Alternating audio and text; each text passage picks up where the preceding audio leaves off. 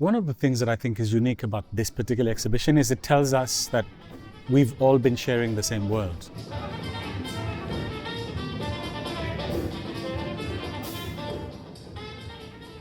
When we see us, I'm thinking about history, I'm thinking about ancestors, how Africa has always had an effect on the world, not just now, but forever, but wondering often why that is so obscure. Even though it's a rhetorical question, we know why, but it still baffles me that it's so unknown, the role of Africa and African artists in making history. I'm a composer, sound artist. That's a strange term, actually, because to mark it as a particular artistry is weird, but it makes sense in some environments like here.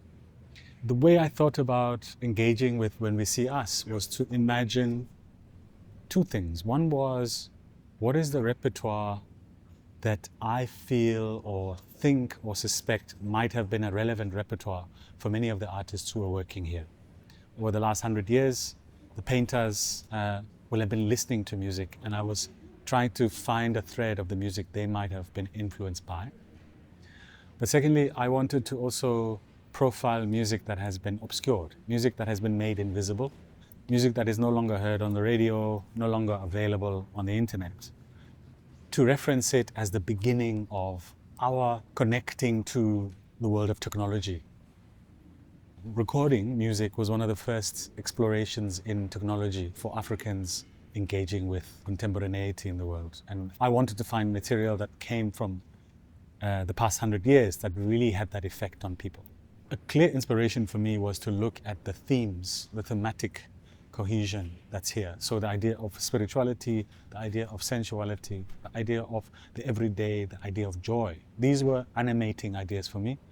And I tried to take out of those and to make playlists that would elicit some of those feelings, some of those intentions in a body. But I wanted material that was going to also allow an audience member, when they are viewing a piece of art, to be perceiving new dimensions to the work.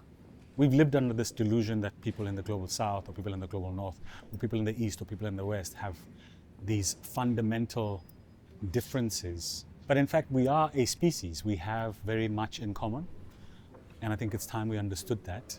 And I think it's time we tried harder to build bridges instead of allowing the retreat into small camps to fester. I think what this exhibition does is it invites people into a shared understanding of how diversity has informed all of us who have made history, who have made the world, who have made technology. Diversity is not necessarily a new concept. It's been here this entire century of contemporaneity. And this exhibition celebrates that in gentle and not so gentle ways.